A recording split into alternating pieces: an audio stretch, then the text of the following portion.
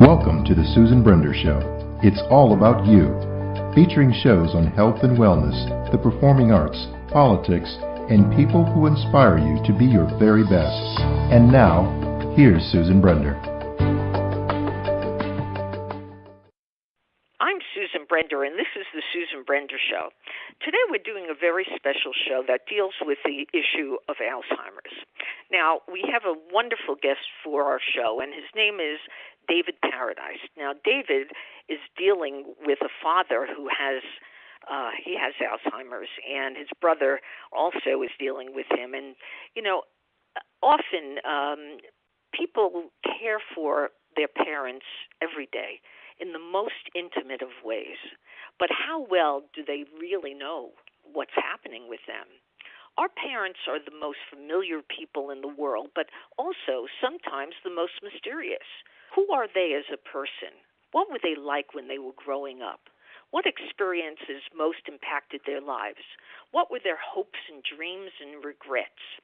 Now, I'm going to have David tell us a story a little bit about Salvatore J. Paradise, his father, because he's been very, very sick with Alzheimer's for a long time, and it's causing a lot of stress and a lot of problems for David and his brother. So let's ask David a little bit about telling us the story of how it all started and what they've been doing for it to alleviate some of the stress and some of the problems that they're dealing with.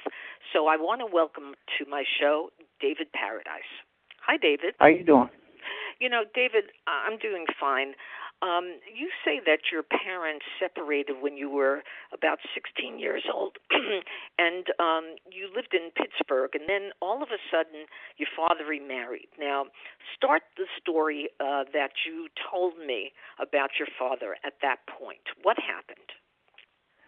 Okay, when I was young growing up, my mother and dad were fighting, and I didn't learn later until I was in my 30s, just recently, or even learned a little bit more what caused the divorce. It was financial problems. But when my dad left, I had two younger sisters at home. I have an older brother. And once we got through high school, my brother left to go to college after he stuck around for a couple of years. So I was basically with my younger sisters helping my mother, and my dad would just periodically, keep in touch with everybody. But I don't remember getting a whole lot of support after he left. Most of the good memories were when we were younger, and he took us places, he took us to picnics. We were like a happy family together. It's just at one time my aunt had told me and my brother and sisters that my dad had a dementia, and this was at a family reunion maybe in the 80s, and we had no clue what it was. So we looked at each other and we said, he's fine. There's nothing wrong. We learned later this is part of the disease, that he can act good with other people, but with family, he's not as good, but they're good at covering it up. So we were clueless. When things got really bad, he asked me to come to Florida just to be close to him, so I had transferred to Florida. And I luckily had a good job here. And then I lost that job, and I was ready to go back to Pennsylvania. In fact, I did. And just before I went back to Pennsylvania, my stepmother took a stroke. And so I went to Pennsylvania, and I had to come right back in 2 months because my dad needed help, he called. So first thing I got here, I tried to help him, and it was like you're fighting, your rescuer is fighting with the person you're trying to rescue, like a swimmer. Yeah. So all I got when I was here was all this backlash about I didn't amount to anything. My family, my brother and my two sisters were no help. I was calling them constantly to try to find out, what do I do? And they were so bogged down with their own lives, no one could help. And I was here a year on my own watching my dad go through all these changes in his illness. Right. And let me stop you for a second, David. So you didn't really understand what Alzheimer's was at the beginning of his disease. Now, I'm sure you know a little bit more. Now, give our audience a little understanding of what dementia and Alzheimer's is. Well, as far as the whole overall disease is covered under the term dementias. Dementia is the umbrella and everything's underneath. Alzheimer's is one type of dementia, and there's different types. There's a frontal lobal. There's another dementia with Lewy bodies. It's all based on the people that find out these illnesses. And with the frontal lobal is what my dad has. And every behavior is different depending on what type you're diagnosed with. Alzheimer's, usually your memory's gone. My dad had good memory. He could function even now, and up till almost a year. He was handling bills and keeping us up on his financial concerns. But the weird behavior, the hallucinations, seeing things in his room, just forgetting how to do things, how to make a phone call, how to use the wash machine. But with other things, he was fine. Like he knew when bills were due. He'd always remind me of doctor's appointments. So I'm glad that he kept that much of his mind, that he helped me even in the first year to get through this with him. Now, that's very interesting, David. What I want to know is when he was diagnosed with dementia, were there people there who gave you the information and education you needed to proceed to be a good caregiver, or were you just all alone? Well, actually, when we first heard about it, I was at my uncle's house in Pennsylvania, and we had a family reunion, and my aunt pulled us all aside and said, your dad is taking medication for this dementia. Now, when that reunion was over, he was living in Florida, so he was still functioning with my stepmother, his wife, and they were able to cope. But I had no clue, and I didn't have to deal with this until I moved here in 2006. Right. And they seemed to act fine until towards the end of the illness, or the end of my stepmother's life here.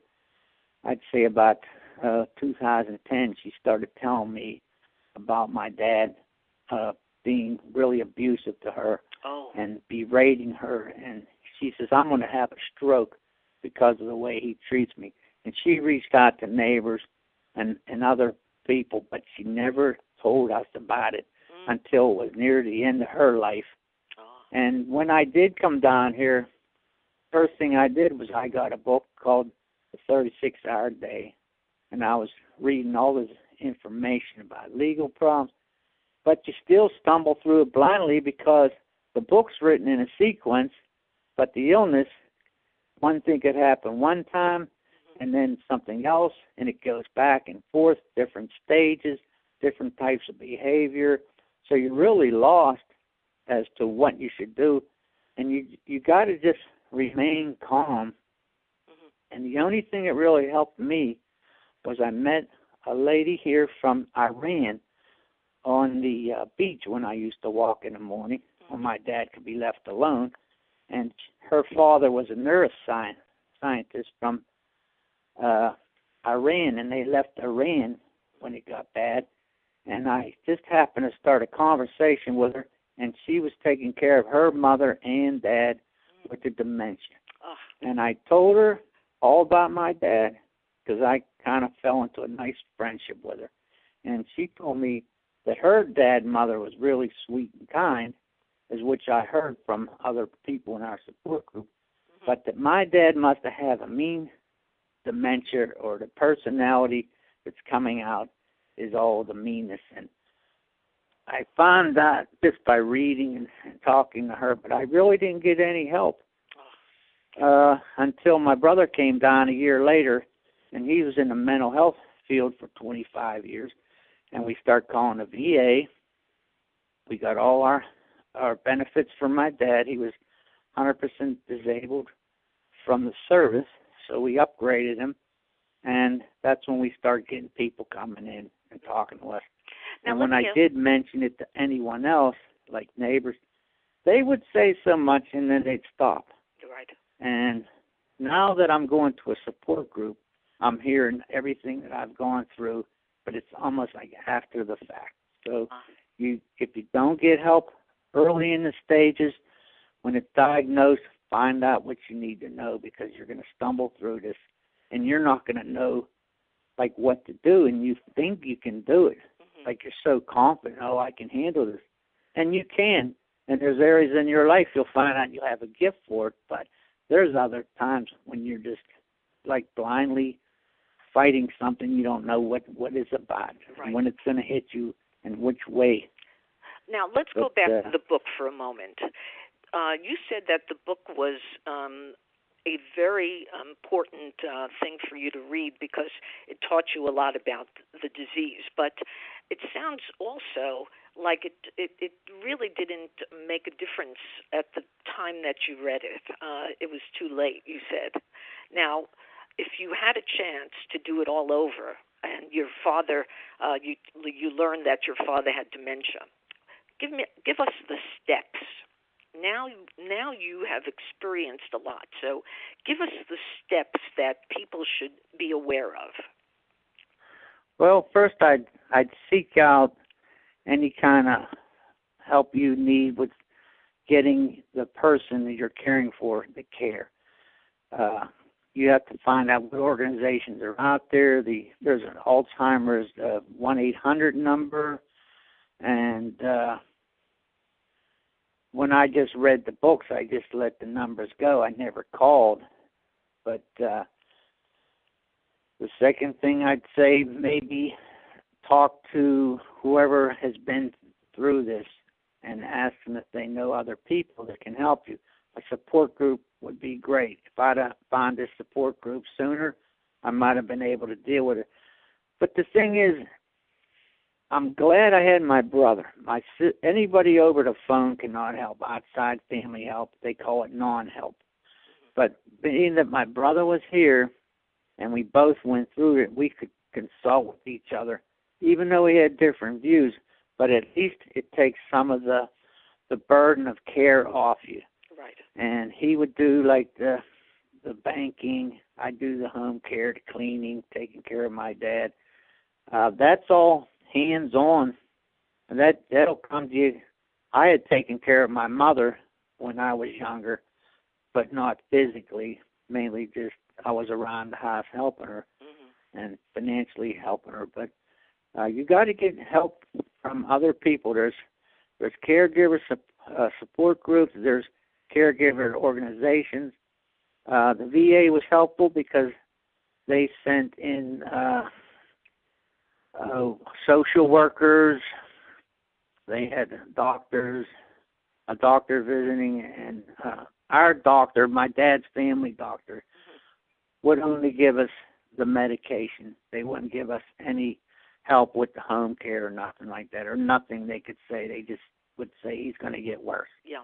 So you're basically taking care of a person that's sick on your own, and you have to be able to maintain your own health and your own calmness, because there's so many times I just couldn't take it. I'd go in the other room and I'd curse them, or curse the disease or whatever it was. Right. And I just would have to release it. Calling people wasn't really helping. It took some of the pressure off, like I said, when my brother was here, but we both were kind of like stumbling through it. Yeah. And if we would have known sooner, what we were going to get hit with, we might have been able to react calmly. But since this is our first experience with this illness, it's like you're on your own. And like I said, you have to get as much help as you can in the community with people you know. There's a ton of numbers in these books, and I would suggest people would call them. Right. And as far as this area here in Florida, North Broward Medical Center has an Alzheimer's group down in on Sample Road in the hospital unit there that'll help you with every facet of this disease, and even go as far as helping you find legal help, legal services, as far as, like, say your husband has it, and then somebody in the family is trying to get your property or try to get money out of it. They'll even help you with all that, because you're going to have opposition everywhere you go, and you got to make good decisions.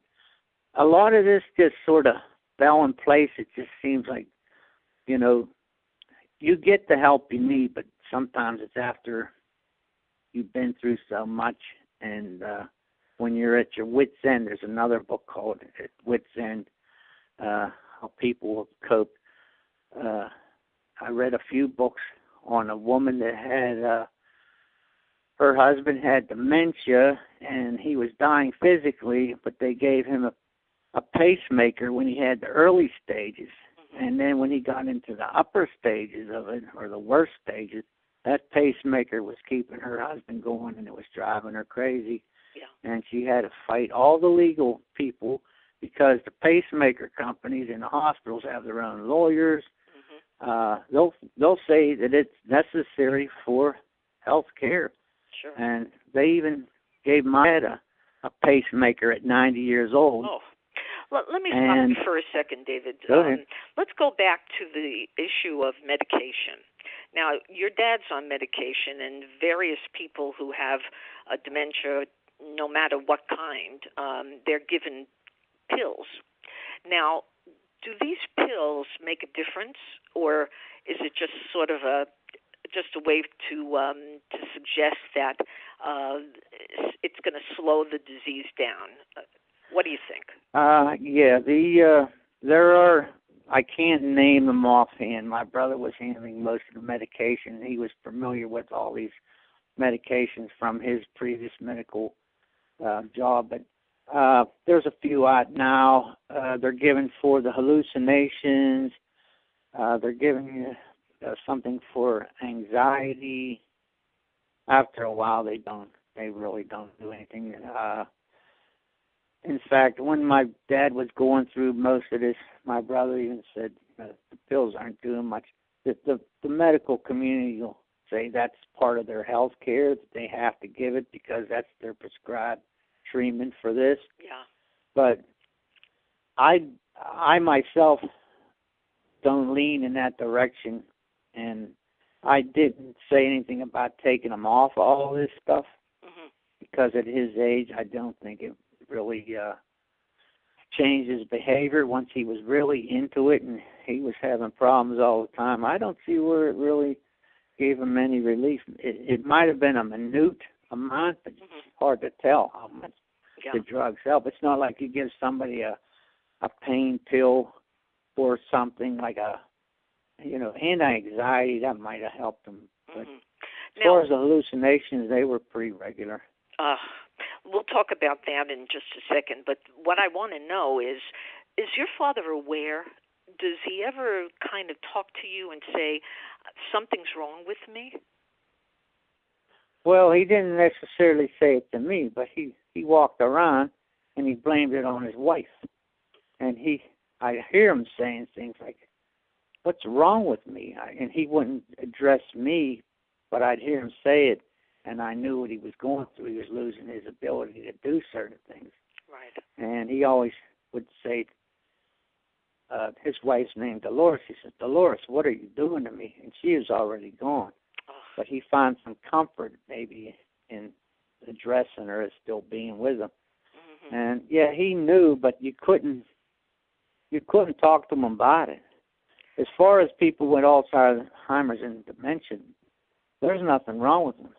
Yeah. It's you, and you have to adjust to their world. But he knew something was going on, but he just didn't come out and say what's wrong with me. He would always say, who's going to make me better?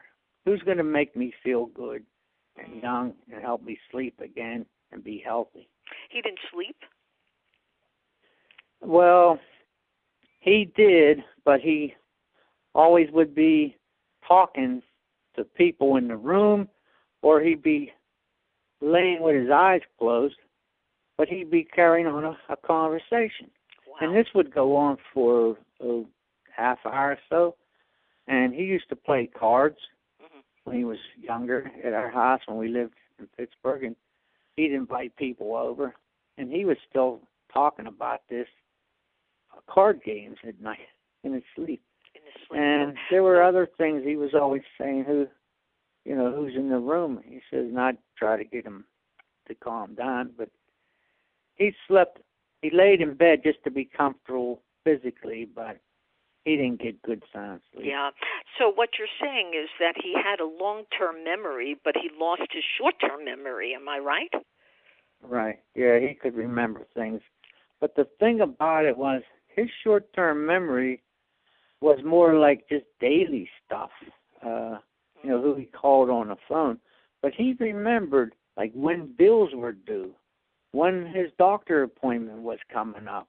And he'd always remind me a little ahead of time because he was used to a routine of checkups and going to see his tax accountant.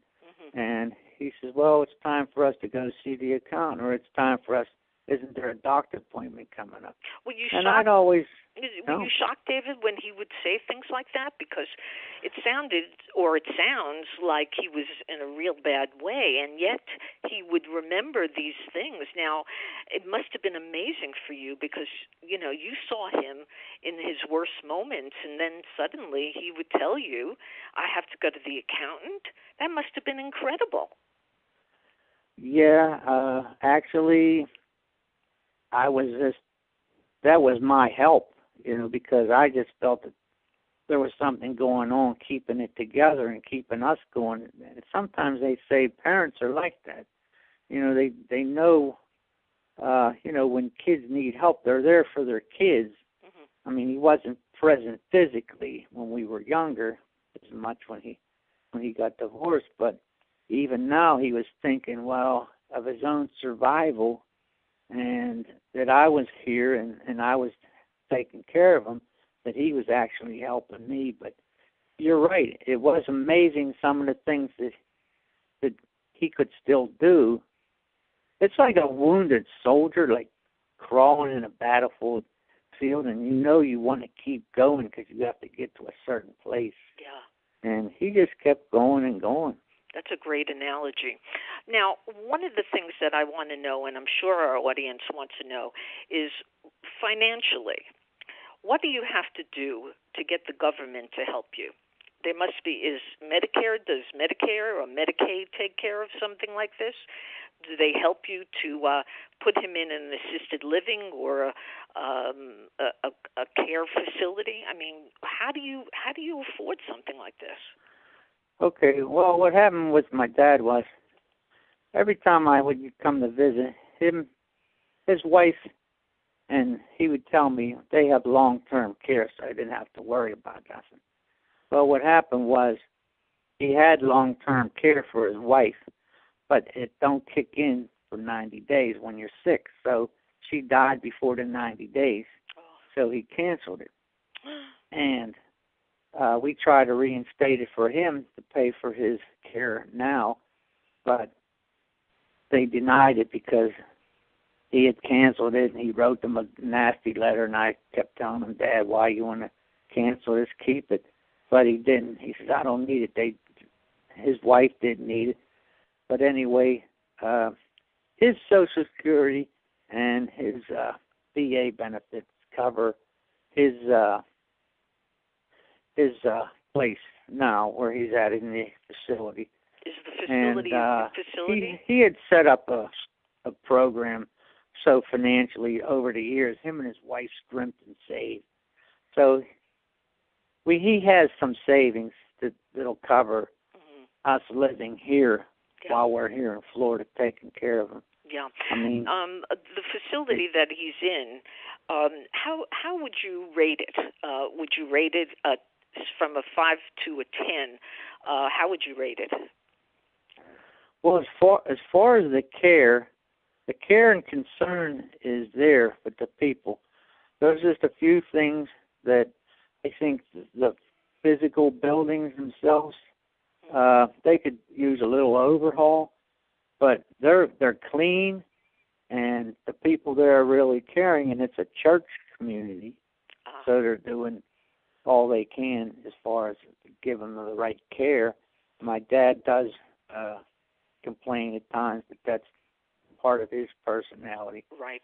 So there's different areas. I'd say maybe a 9 as far as the care, and I'd give it maybe a 7 as far as the facility, the buildings are it's an older place, but it's okay. So now, David, we have just a couple of minutes for the rest of the show. So I want you to give your advice because you've been through a lot and you know a lot. So if you were to talk to a group, and you said like you're in a support group, what are the things that you would tell people who just joined, who said, I'm terrified, I'm scared, I don't know what to do? Give us a number of different things that you would recommend. Okay, first of all, you have to assess your situation. Like, whereabouts is your the person you're caring for? How much are they able to do, and how much do you have to do for them? And if you can maintain adequate care in the beginning stages, just do as much as you can. But while you're in that early stage, just remember, sooner or later, it's going to get worse. And that's when you have to be on top of this, and you have to get educated, get informed, and find out what services are out there. Call the Alzheimer's group, check your internet, whatever else you can find, whatever information is out there to help you, and pre-plan what you need to do, because every little thing is going to creep up on you and hit you. And what the worst thing is, this disease is erratic, like it's not predictable, and you never know what's going to happen. So you have to maintain your own health and your own strength.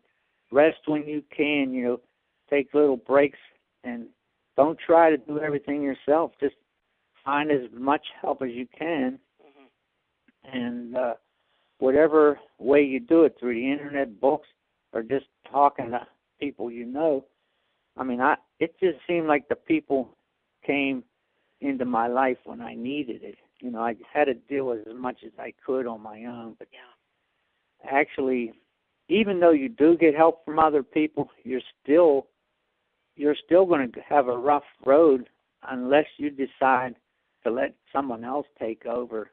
And if the person you're taking care of is too far gone, like there are abusive cases where the wives had to call services, and they had to come in and evaluate their husband, and they told them that this person is making your life unsafe or threatening your life. They had to be removed. You couldn't keep them home.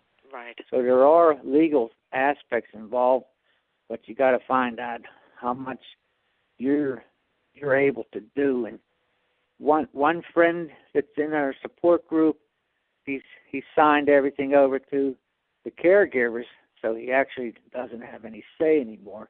And if he has concerns, he can't really do much. So you have to watch when you turn over care how much influence you still have as far as the treatment or care or whatever. Absolutely. Now, it's been a real road, a rough road for you, David. So at this point, are you feeling that you have gotten the right advice, and are you feeling that there's a little hope? Do you feel like there's hope down for you, or what do you think? Well, as far as myself, I feel we've been through the worst. It's almost like going through the rapids or something when you hit the rough spots and then, you come out to the calm. Like right now, everyone I talked to in the support group had told me, you did the right thing at the right time. You couldn't keep them home any longer and wear yourself down. And I knew that. There was days I just wanted to give up. I know we'll both get through it, but you always have to remember you have to watch your own health if you're trying to do too much. Right. I'm glad I let my dad go at this time, and people were telling us in the support group, you have to let it go. You can't try to hang on like you're trying to do an act of mercy or whatever, and you're, giving up your life for someone else, because a lot of caregivers won't make it and they'll get sick. And you have to let the professionals take over. Right. And I think me and my brother did it. We're still going through some rough times between me and my brother, but we have a plan to leave when it's over. We set all the financial concerns. The thing was, when my dad was in this condition, as soon as his wife died, he set up a will. Good. And he took care of all the financial concerns. So I have to say, he still had his mind. But it's just the behavior. It was so crazy. But he got us through a lot of it. He knew something was wrong. But I know down the road we'll pull through this, and with the help of the other people, everybody's there for each other. I mean, even though we talk about the same thing every week, but you just feel a sense of relief. But we do want to disconnect from this whole disease when it's over. I don't know how much I'm going to do. I have to give myself a break. Yes. Well, my guest today has been David Paradise. Now, David Paradise has Father Salvatore J. Paradise, who has Alzheimer's, and he's given us a lot of ideas and a lot of thoughts and a lot of interesting information that I hope all of you share, because unfortunately the statistics of the number of people with dementia or Alzheimer's is going up, and it's a very, very, very bad disease. But with people like David, you need their advice, and don't take this alone, because as David says, it's not something that you can handle alone. You need help. So thank you so much, David Paradise, for being a guest on my show and sharing your story about Alzheimer's. It was really a pleasure. Okay, Susan, thanks. One more thing I'd like to add, that there are a few people that have kept their loved one at home until the end. They were able to handle it, and if they didn't have to deal with getting themselves beat up, they got through it on their own. So there are a few people that have made it on their own. Okay, well, that's good to know as well. So, again, I want to thank David Paradise for being on the Susan Brender Show. Thank you, David. Okay, you're welcome. Thank you for listening to the Susan Brender Show. To be a guest, email sebrender@yahoo.com.